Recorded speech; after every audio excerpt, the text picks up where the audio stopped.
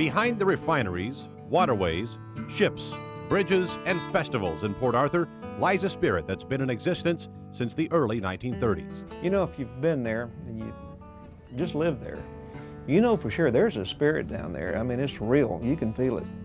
Thomas Jefferson High School, located on Jefferson Drive in Port Arthur, has not only graduated thousands of students, but it's also shaped the lifestyle of many in the Golden Triangle, the state of Texas, and the nation.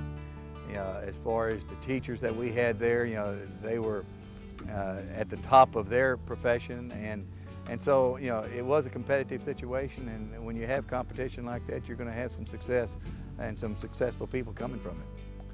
There's a lot of history there and a lot of good people, a lot of famous people have come out of that area.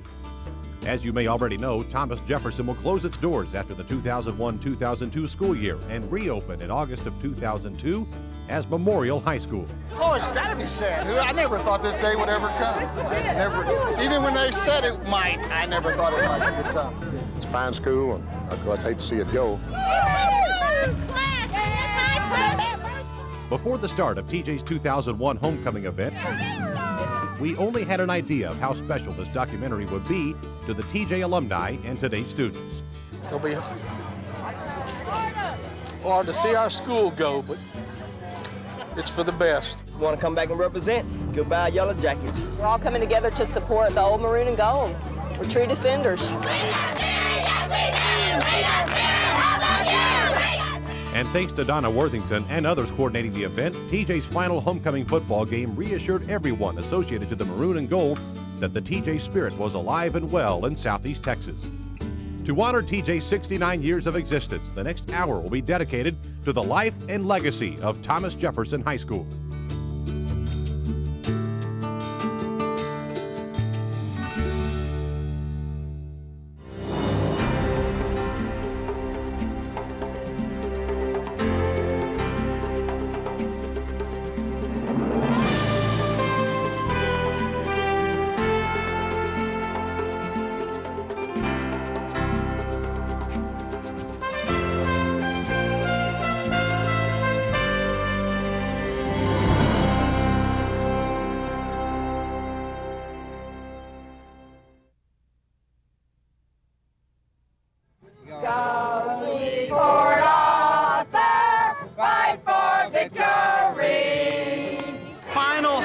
Of the Yellow Jacket, it's appropriate that we pass out cigars. October 26, 2001 marked Thomas Jefferson High School's final homecoming. Go TJ! Yeah, baby. The matchup was between the Thomas Jefferson Yellow Jackets against the Little Cypress Mauriceville Golden Bears. It's really sad. I hate to see the maroon and gold go. But before the history-making game started, something just as historic happened outside the stadium. 2 hours before kickoff, hundreds of alumni gathered in the parking lot at Memorial Stadium to kick off their own homecoming celebration. Yeah, class of 64, we're having our tailgate party here. Mother and daughter. I graduated in 1955. I graduated 77. 77. Some of my dearest friends called and said, you know, this is what's going on. Maybe you should think about coming in. So I booked a ticket, I got on a plane, and I'm here, and it's great. Not you, sir. Once 7 o'clock rolled around, the game's scheduled pregame activities took place. An impressive representation of decades of alumni were on hand. This is just super to have the people out here from the different classes, from the different organizations, and really enjoying themselves. It's wonderful to see these people here showing their spirit for Thomas Jefferson and for its legacy and for what it's meant not only to this city and this state, but to this nation. Graduates from the 30s made up one side of the end zone, and on the other side were grads from the class of 2000. Among the Yellow Jackets collected were a who's who of Thomas Jefferson High School alums. Hi there. All decades were represented. 1 and 3. Not only were several past Red Hussars present, The Hussars are all back together from the early 50s, probably even so on to the late 90s. past cheerleaders. Swingsters also attended. They gave colorful performances before the game and at halftime. We haven't seen seen these people in a long time, probably since our class reunion, and even other classes. It's just I think it's just great to see TJ like it. Like, this is how it should be. Woo, TJ! The 2001 homecoming night might have symbolized an ending of an era, but it's merely the beginning of our journey through the history of Thomas Jefferson High School.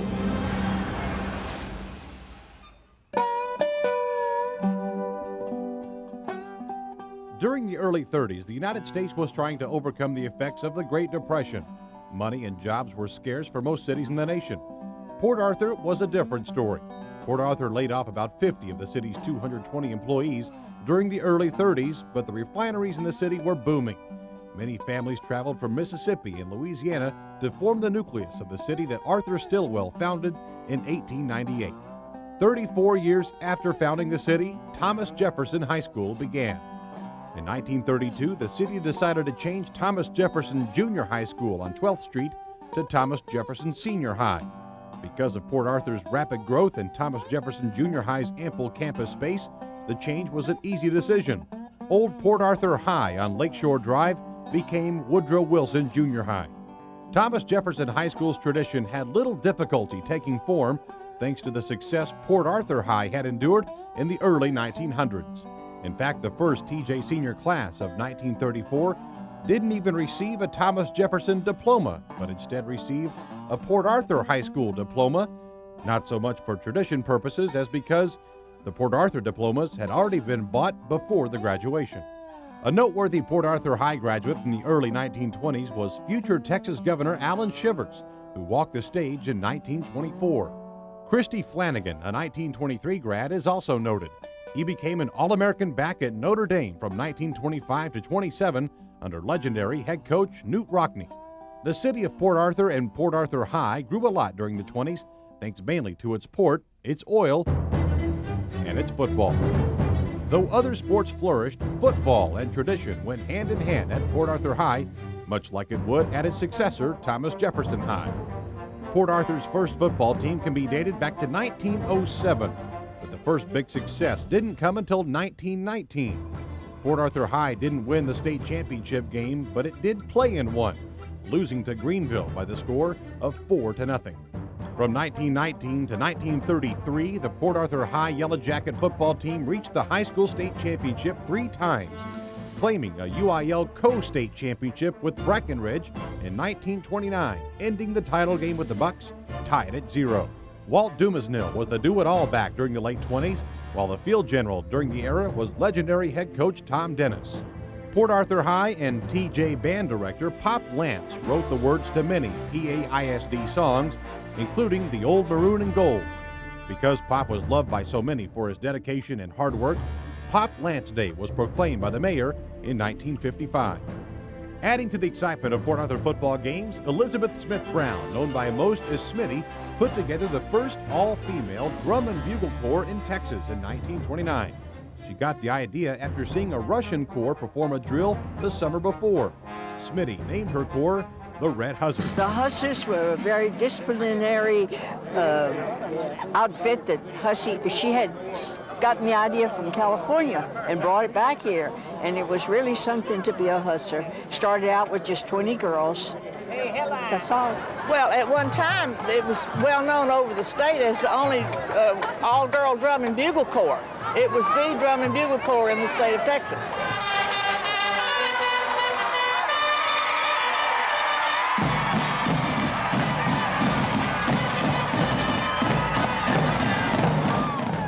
Here We Come would be the trademark song that went along with their trademark march of shuffling double time. The Red Hussars were a group of 24 girls with 2 drum majors, 8 snare drums, 2 bass drums, and 12 bugles. They were taught by Pop Lance to play the instruments and march. Well, it was just girls that wanted to march and that had sense of rhythm and ear for music and wanted to be part of a drum and bugle corps. It was just great. The practices were hard, but it was worth it to get out on the field every Friday night. It was really fun. What do you remember the most about those years in high school? The Hussars. They were the best team. They were the best team. Was there anything else? The scratch of their taps, pound of their drums, and sight of their precision entertain young and old alike. The Red Hussars were a feature attraction of TJ football games for more than 60 years until they stopped their march in 1993. From all accounts, head football coach Tom Dennis and the fans loved the excitement that Smitty and Pop brought to the games on Friday night, and finding a seat at the games soon became a problem. Dennis remained with the football team once they switched schools in 1933, and maybe that's why TJ didn't miss a step. Dennis's record from 1926 to 1945 was 162 wins, 38 losses, and 18 ties. In an attempt to provide better education to its students, Port Arthur, behind the leadership of George M. Sims, began a study in 1925 that was instrumental in enhancing the Golden Triangle's education as well as that of the state's. Some of PAISD's proposed ideas were elementary supervisors, department directors for junior and senior high schools, district money set aside for the construction of curriculum, and the addition of a 12th grade. In 1931, Port Arthur Senior High, Lincoln Senior High, and Stephen F. Austin Senior High all went from an 11th-grade system to a 12th-grade system. These changes received criticism early on from other school districts, but in time, they were adopted by the state education agency. All Texas schools were eventually required to follow the standard Port Arthur set in 1931. After a number of district championships in football during the 1930s and numerous complaints from TJ's district opponents about Port Arthur's 12th-grade system, the district executive committee made a decision in 1937 halting all of TJ's hopes for a state championship in football. Beaumont High went to the district committee and said, enough's enough. These guys have been winning, too long with 12th grade kids, and we don't have 12th grade kids. Something needs to be done. So the district committee decided to not send a representative into the playoffs and to not award a district title. After an undefeated district season, the idea of sitting home during the playoffs didn't sit well with Dennis or his players. Therefore, TJ created its own playoff schedule that eventually involved a trip to the western part of the United States. After beating the Marblehead Magicians from Brookline, Massachusetts 24-0 at Yellow Jacket Stadium, the Jackets then traveled to Arizona to play Mesa High School. TJ held off the talented Mesa squad, winning a thriller 25-20. After the game in Arizona, the team traveled to Hollywood and snapped a picture with movie star Gene Autry. And some of the newspapers out in the West, Los Angeles Times, declared that the Port Arthur Yellow Jackets were national champions. Interesting point is the Amarillo Golden Sandies won the regular state championship in Texas that year, and that team of the Golden Sandies of 37 is considered to be one of the all-time great teams of that era. Unfortunately, Port Arthur and Amarillo didn't get a chance to play it off to see who was really the best.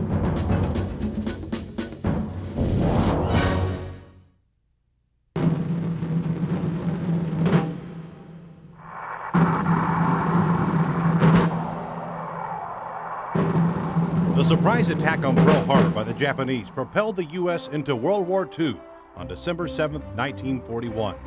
The port and citizens of Port Arthur played a huge role in the war, supplying aviation fuel, synthetic rubber, and lubricants, ships, tugs, and manpower. Present and future Thomas Jefferson graduates were thrust into war overnight. During the war, TJ carried on with the production of exceptional men and women, including Lucian Adams. On October 28, 1944, Adams served as Staff Sergeant with the 30th Infantry, 3rd Infantry Division. Deep in French's Mortain Forest, Adams single-handedly disabled 3 machine guns and killed 9 Germans, which reopened a supply line which was beneficial to U.S. military advancement. For his heroics, Adams received the Congressional Medal of Honor. Harold Ladeau received a diploma in 1944. The cartoonist is best known for his work on the comic strip Judge Parker. Ladeau attended the Chicago Academy for Fine Arts after working the Texas Company. Ladeau first worked as an assistant artist for the famous funnies Judge Parker. Then in 1965, Ladeau took charge of producing the artwork for the popular comic strip. In the fall of 1944, TJ lineman Dan Rogas helped the Maroon and Gold go all the way. After TJ beat Lufkin 27-19 in the state semifinals, a team the Jackets lost to earlier in the season, TJ earned a proud yet dubious task. The Yellow Jackets now faced Doak Walker's Highland Park Scots at Austin's Memorial Stadium for the High School Football State Championship of Texas. Before the December 30th matchup, there was a lot of talk in the Dallas newspapers that TJ's Refinery Boys were no match for quarterback Doak Walker and the Scotties. TJ head coach Tom Dennis used the rhetoric to his advantage, inspiring the Yellow Jackets before the game. Well, Tom Dennis told us that they called us the refinery kids because we came from Port Arthur, and also the Mosquito bunch. So he kind of motivated us that way, and we were ready for him. And with that, the energized Yellow Jackets burst onto the field and soundly defeated Highland Park 20-7. Herman Begnaud, a TJ defensive end, went nose-to-nose with the future SMU Heisman Trophy winner and football legend. In the end, Begnaud had stopped number 37 on virtually every play. I was told by Tom Dennis that I was to be in Noak Walker's face throughout the game, which I did. After the ball game, he claims that he was eating soup through a straw, and his nose was broken. After graduation in January of 1945, TJ players Rogus, Begnaud, and Pat Landry, along with a few others, enlisted to fight for their country in World War II. Fortunately for these young men, their missions were called off. The war took a dramatic turn. If not for the dropping of atomic bombs on Hiroshima and Nagasaki, many of these star football players would have taken part in the invasion of Japan. I was ready for it. I finished boot camp in 1945 in May, and they sent us to Camp Lejeune, and I stayed there until a bomb was dropped. And later on I found out if they hadn't dropped the bomb, this outfit would have been an invasion of Japan, and I wouldn't be talking to you today maybe. Other graduates from the 40s who eventually separated themselves from the pack were Thelma Tad Tadlock and Robert Rauschenberg. After serving in the Navy during World War II, Robert Rauschenberg was recognized for his series of artworks, including his white, black, and red paintings. During the 50s, Rauschenberg produced the first lithographs, incorporating a silk screen process into his works. Rauschenberg's artworks are seen at exhibits all over the world. One of Rauschenberg's biggest exhibits can be seen at the Museum of the Gulf Coast in Port Arthur. Just like Rauschenberg during the 40s, another TJ grad's fame was self-made as well. Once Tad Tadlock graduated from Thomas Jefferson in 1949, she quickly tried her luck in New York. She landed parts in numerous Broadway plays, including Make-A-Wish and Dancing in the Rain. Later, citizens of Port Arthur were given a special treat when they watched her on television. She made her presence known as one of the featured dancers on the long-running weekly Top Hits TV show, The Hit Parade. In the 50s, I guess 54, 55, in there, she was the star of The Hit Parade, which was a weekly show, and she was a star dancer and later on did the choreography. And everybody here watched her because she was one of the first people that really became famous on TV from Port Arthur. Tadlock later used her experiences on Broadway and television to educate others at the Arthur Murray Dance Party as a dancer and choreographer.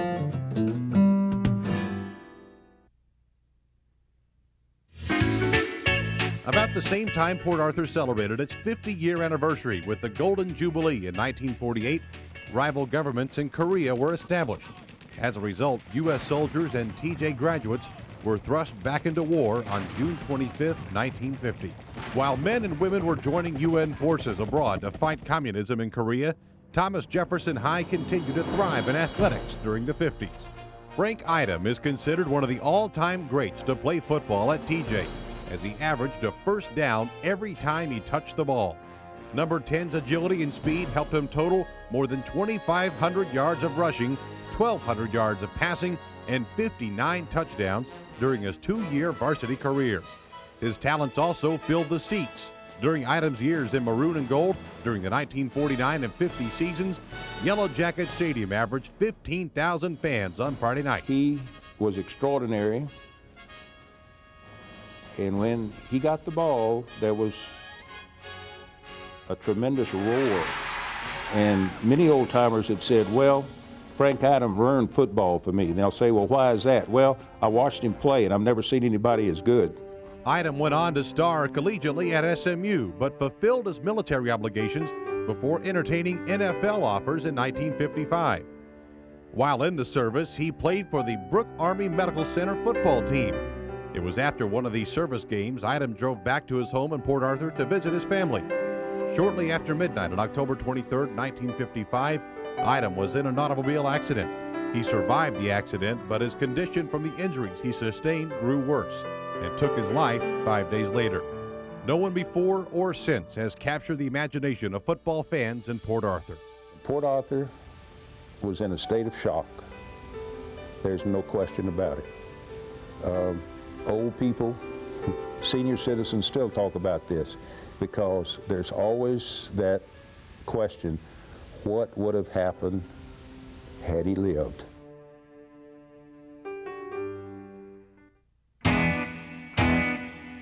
Walter Humphrey followed that standard laid down by Item and TJ head coach Bud Tomlin during the early 1950s. Humphrey remembers his TJ days like it was yesterday. His experiences on the Yellow Jacket football team in 1953 and 54 were not only very special to him, but very meaningful to the city of Port Arthur. If there was any chance you were a football player, you were going to play football. There wasn't any doubt about it. The whole town was built around the football team, and it was phenomenal. This was back in the 52, 53, and 54 was when I was there. Every game was a sellout. Humphrey's thirst for winning was evident as a high school and college football player. But the real evidence of that thirst didn't seem to come to the forefront until the 1980s. After undergraduate work at SMU and postgraduate studies at the Baylor School of Law, Humphrey made his way back to Beaumont in 1965 to develop his skills in law. For the past 15 years, Humphrey has not only become a pioneer in asbestos litigation, he's also been very successful in the fight against the tobacco industry.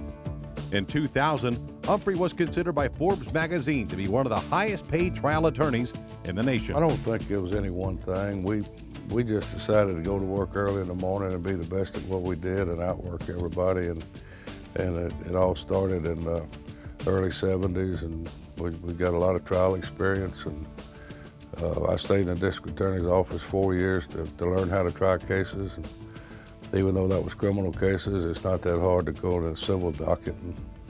And everything just happened to fit into place. Humphrey is not only very competitive, he and his wife Sheila are very giving. Thanks to their donation during the mid-1990s, Baylor University's Sheila and Walter Humphrey Law Center was completed in the fall of 2001. The Humphreys provided $10 million of the facility's $31.3 million price tag. The 128,000 square foot, three-story building has all the latest technologies and is considered one of the finest law centers in the country. After Humphrey's graduation year of 1955, another star running back burst upon the scene. His name was Austin Goose Gonsolin. The Goose played for the Baylor Bears before making his way to the AFL and the Denver Broncos. During his time with Denver, Gonsolin was named an AFL All-Star and played in 6 Pro Bowls. Speaking of honors, 1956 graduate Jack M. Raines made his name as the state of Texas' 95th Secretary of State. He also was influential in the construction of Enron Field in Houston. Without his leadership as chairman of the board of the Harris County Houston Sports Authority, the Astrodome might still be home of the Houston Astros. Raines is currently practicing law in the Houston firm of Looper, Reed, and McGraw. In 1957, TJ had another great year in athletics. This time, the Yellow Jacket basketball team outdueled Buckshot Underwood's Yellow Jacket football team for local bragging rights. On March 9th, TJ beat Pampa 67-51 to win the Class 4A state basketball championship in Austin. Under the leadership of head coach Pete Pence, the Yellow Jacket basketball team made back-to-back state final appearances in 1957 and 58. 6'5" post Carol Broussard led the charge on the court. Broussard went on to earn all Southwest Conference honors while playing for Texas A&M. Back on the gridiron in the fall of 57, it was the football team's chance at another state title. The season culminated in a rematch with Highland Park for the state championship at Yellow Jacket Stadium. This time, though, the Scotties got the best of the Jackets, winning 20-9. After serving in the Vietnam War, Stormy Johnson zeroed in on becoming a radiologist at the renowned Ochsner Foundation Hospital in New Orleans. On top of serving as fellow man, Johnson became a founding member of the Louisiana Mutual Insurance Company, then moved on to become president of the American Medical Association in 1996.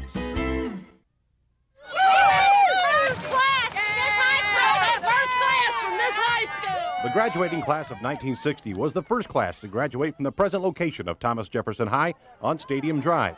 One member of the class of '60 went on to sell 20 million records.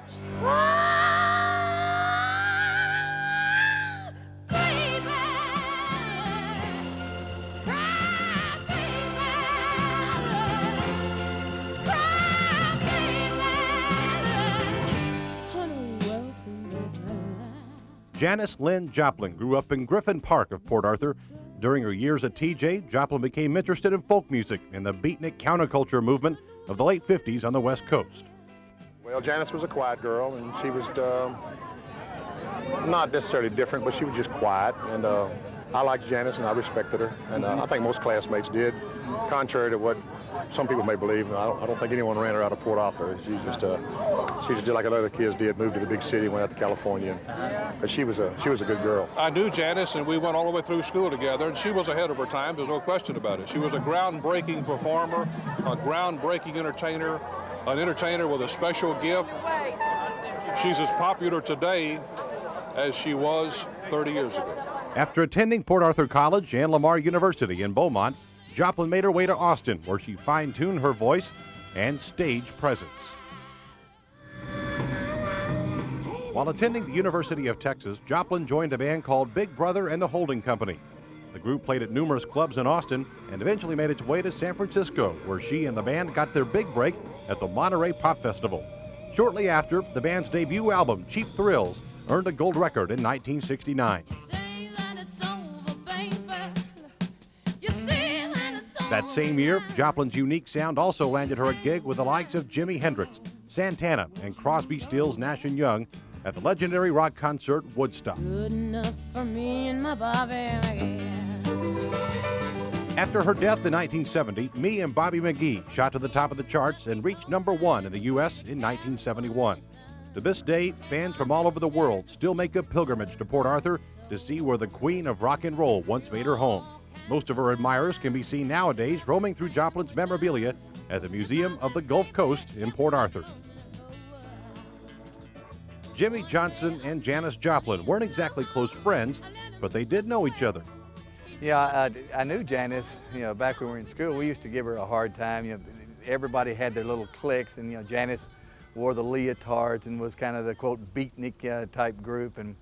And so we used to call her Beat Weeds, and I'd go down and they'd say, hey, Beat Weeds, how are you doing? And she'd just really, really get upset at it and on. And so we gave her a hard time. And I didn't even know she was in the music scene.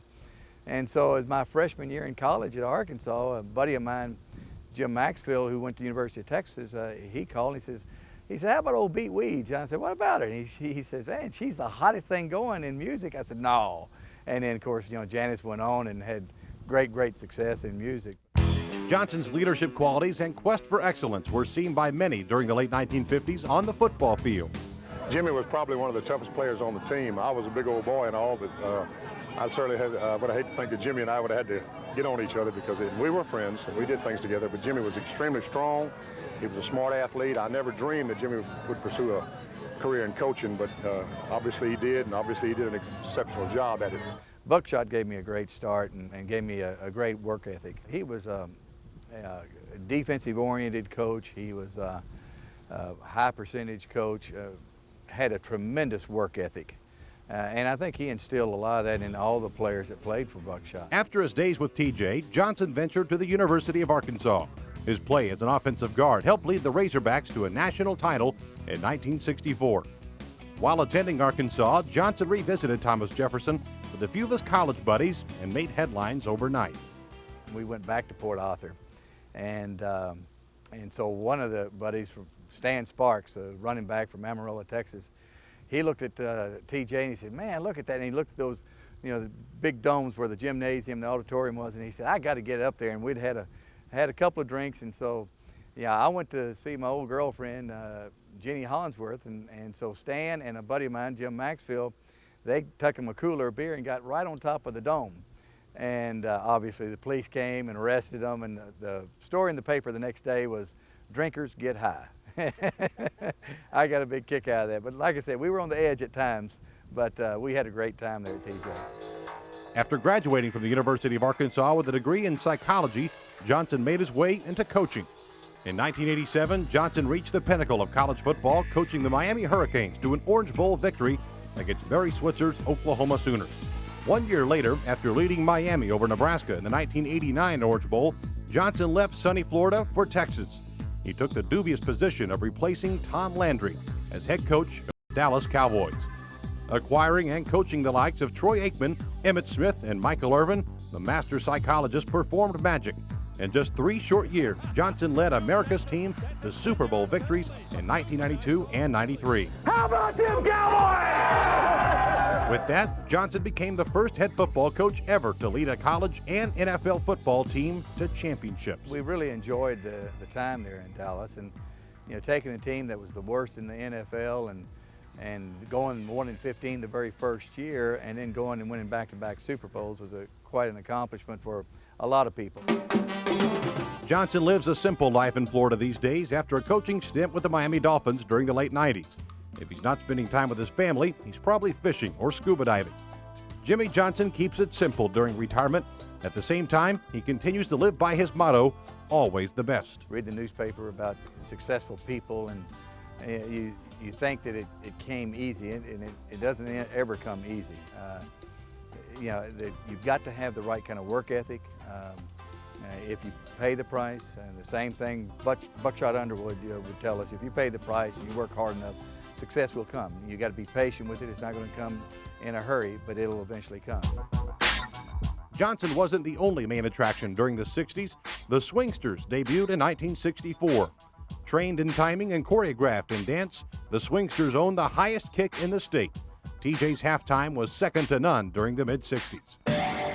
The next best show in town during the decade was running back Charles Cotton Spira. He was an all-state running back in 1966 and a 2-time All-American at the University of Texas. Spira scored touchdowns of 78 and 79 yards against Tennessee in the 1969 Cotton Bowl. After helping the Longhorns win another Cotton Bowl in 1970, Spira went on to play in the NFL for Baltimore, Washington, and Miami. Quarterback Gary Hammond was an All-American for TJ in 1968. The 3-year letterman at SMU also played in the NFL, spending most of his professional career with the St. Louis Cardinals. According to TJ head coach Smitty Hill, Hammond could throw the ball accurately with both hands. Marty Fleckman made his name on the links at TJ. After a successful high school career, Fleckman went on to the University of Houston, where he helped the Cougars win 3 NCAA golf championships in the mid-60s. Keeping with the sports theme, Texas Rangers and Dallas Stars owner Tom Hicks once roamed the halls of Thomas Jefferson High during the 1960s.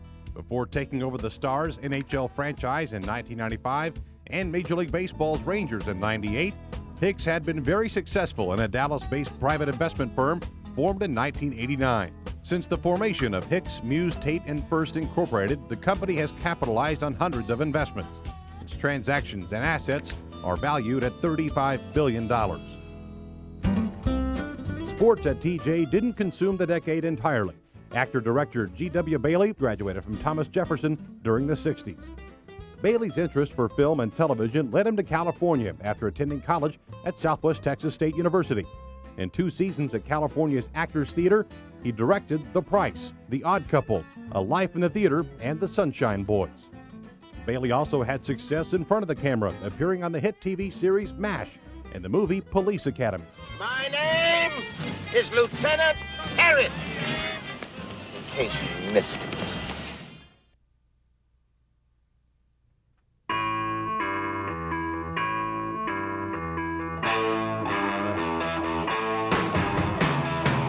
Once the 70s rolled in, the national focus was on the Vietnam War, as well as the country's internal struggles with civil rights. The withdrawal of troops in Vietnam during the early 70s was a happy time for Southeast Texans, but dissension and strife were not far away.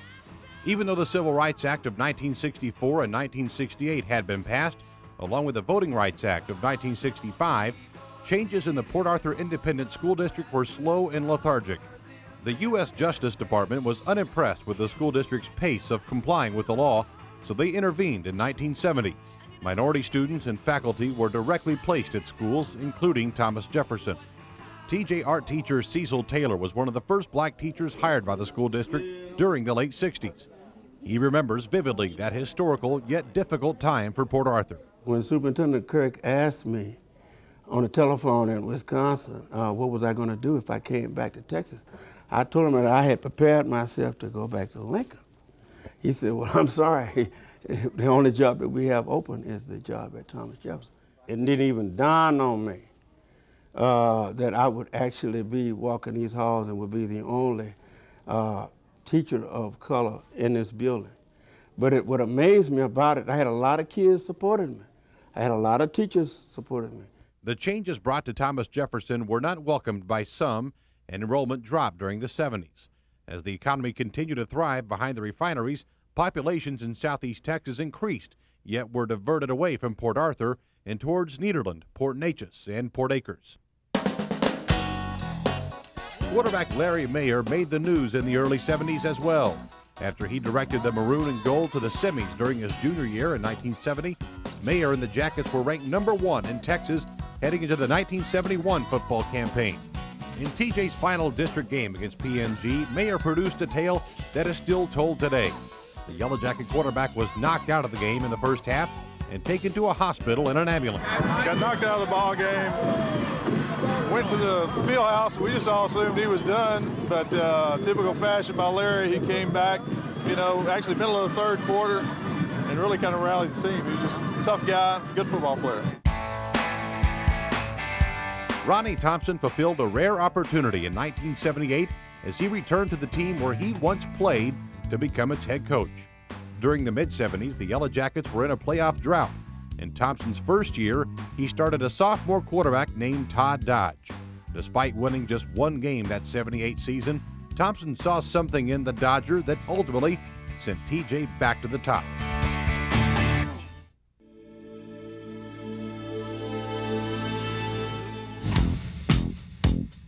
Another one bites the dust. Another one bites the dust. And another one gone, and another one gone. Another one bites the dust. Hey, hey, I'm gonna get you too. Another one bites the dust. These lyrics will always have a place in the hearts of 1980s TJ fans. Most memorable thing, probably 81 when the football team went to the state final. As time would later tell, the Jackets would own one of the state's most productive offenses in the nation that year, thanks mostly to the Dodge-Duhan connection. To Duhan, his favorite receiver. Gosh, they used signals more than a baseball team.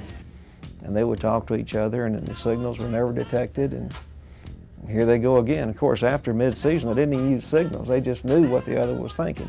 We still run a version of the play in my offense today, and it's a half roll to the left and an out route by the X receiver, and then all kinds of different games off of them. It's 19 sprint, X post, X corner, X shake, which is an out and up route, and probably I would venture to say anywhere from 60 to 70% of the balls that Brent caught through the years came somewhere off of some version of that route. I visited one night with a recruiter from Nebraska named Lance Van Zandt, and it was at the Astrodome. It was a game at the Astrodome, and Lance said, hey, people can't defense this stuff they're doing. We don't even see this stuff this sophisticated in college right now.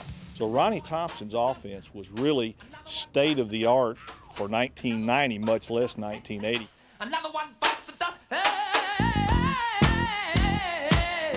Despite the fact that Dodge's parents moved to Longview in 1979, the young quarterback decided to stay in Port Arthur and finish out his years at TJ. The football team was my family. My parents left Port Arthur when I was a sophomore in high school. I stayed from when I was 15 years old. I stayed in Port Arthur with a family, took out guardianship on me. And so when I talk about the TJ football and the family, it really was family for me, and Ronnie Thompson was like a father to me. These times wouldn't be easy for Dodge. For the team, it was the best thing that could have ever happened to the Yellow Jacket football program. It wouldn't have turned out the same. And not only for Todd, but for Brent, Shay, Smut, a lot of folks. It just wouldn't. That'd have been good, but it wouldn't have been the same. Character is what that guy's all about. He's a great leader. Of course, he's a heck of a quarterback. Can throw the ball, can run the ball, runs the team well. But yeah, he went through his own crucible there. and he came out fine. After a very successful year in 1979, Thompson's #1 ranked Yellow Jackets roared to a 10-0 regular season in 1980. The team and city were thinking only one thing once the playoffs began: a state championship. Every house painted up, signs, streamers. I mean, you think these folks were 13 years old and having the time of their life. The only thing that stood in TJ's way was Mighty Mojo, the #2 ranked Odessa Permian Panthers.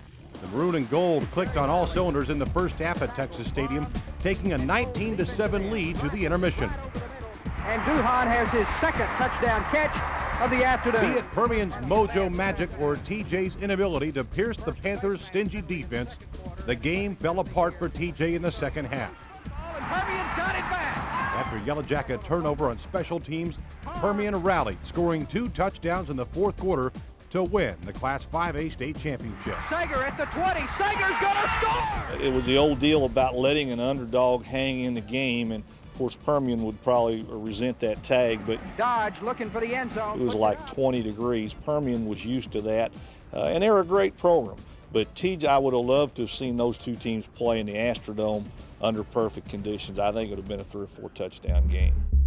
The dream of winning a state title might have been taken away from Thompson's Jackets on this day, but the spirit of 1980 will always live. Dodge broke 3 state passing records in 1980 and also ranked in the top 10 of 3 passing categories nationally. Brent Duhan broke 2 state passing records that same year and finished 4th on the national charts of career receptions with 180. Before both headed to the University of Texas to play football, Dodge, Duhan, and the Yellow Jacket football team starred in the motion picture Student Bodies. Hey, Blood. Hey, bro, what's happening? Hey, Blood. Woo! We were extras in the movie. It was a teen slasher movie kind of spoof type of thing. We were the high school football team that played some other team and killed them, in the game. The ones of us that did, we can say we've been in a movie. So that was fun. It was a fun day. It was a film, all right. We were in it, and I don't know if we had that do over again. We'd do that a little different, call a different play on that one.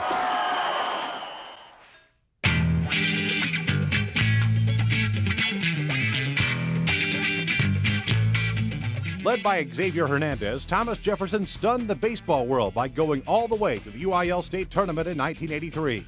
While in Austin, the Yellow Jackets defeated Corpus Christi Moody in the 5A state title game on June 10th by a score of 6-1 to secure the school's first baseball state championship.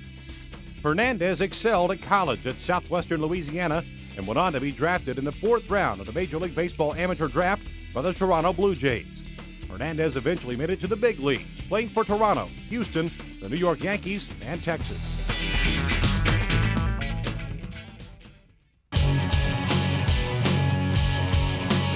There's been lots of talk about who the most talented running back in TJ football history is, and that debate will probably rage for years. Elijah Burkins is probably considered at the top of that list with a career rushing total of 3,692 yards. Thanks to Burkins' 1,866 yards and 29 touchdowns his senior year of 1995, the star running back was named Parade All-American, and he broke Port Arthur's single-season rushing record held by Lincoln's Little Joe Washington. Burkins, nothing but green in front of Elijah Burkins.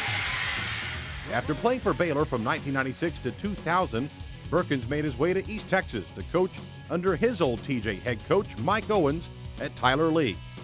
Thomas Jefferson became a 5A school during the mid-'80s, though with one of the conference's smallest enrollments.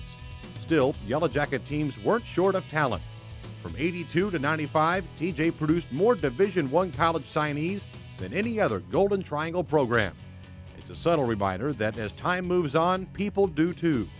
Times change, and people are compelled to move forward.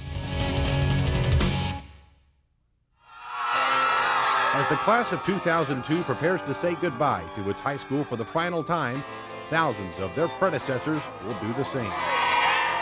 Next year, Thomas Jefferson High School will become Memorial High School.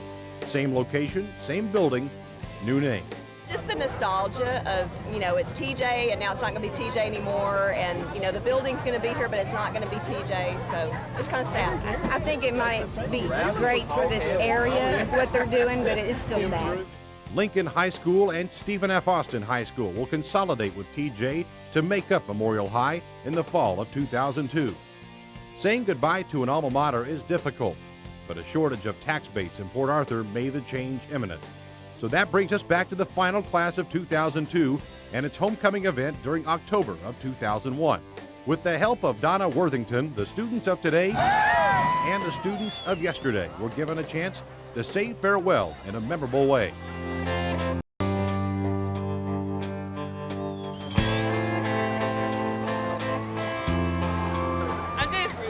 I feel honored to be the last one for TJ, the last homecoming game. With representation from students of the 30s all the way to the year 2002. The number of graduates in attendance was impressive. The jam stands at Memorial Stadium brought back memories of the day when 15,000 fans were an average crowd for a Thomas Jefferson Yellow Jackets football game. Yeah, a few tears in the school song, but it was great. I couldn't believe the amount of people here. It was great. I never dreamed we'd have that kind of response. Thanks to the excitement between the Thomas Jefferson and Little Cypress Mauriceville football teams, the homecoming event was more than just a reunion. Right now, you step on this, you come in with a vengeance, right? Put it in the zone right now. The Yellow Jackets controlled most of the game, heading late into the fourth quarter with a 7-point lead. But with less than 1 minute to go, LCM shocked the crowd by scoring the tying touchdown and sent the game into overtime. Tails! What did he call? Tails. What is it? Head. You win the toss. Hey, let's go to work, man. It's our game to win. Let's do it. Come on, let's do it. TJ's defense was on the field, ready to shut down the Golden Bears offense.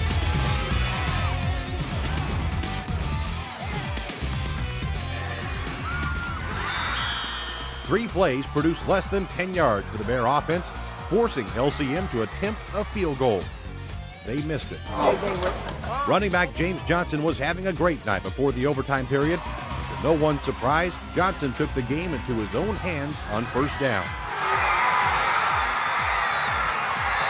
Johnson's run wouldn't end until he reached the end zone, as the Yellow Jackets won in breathtaking fashion in the school's final homecoming game.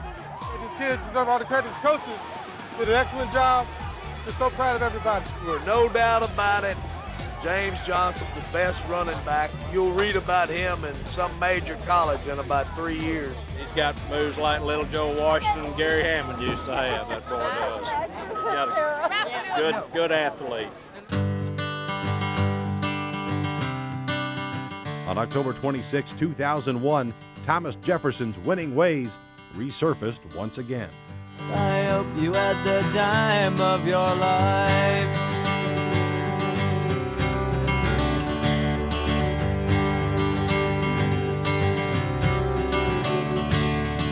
So take the photographs and still frames in your mind, hanging on a shelf in good health and good time. Tattoos of memories and dead skin on trial. For what it's worth, it was worth all the while. It's something unpredictable, but in the end is right. I hope you had the time of your life.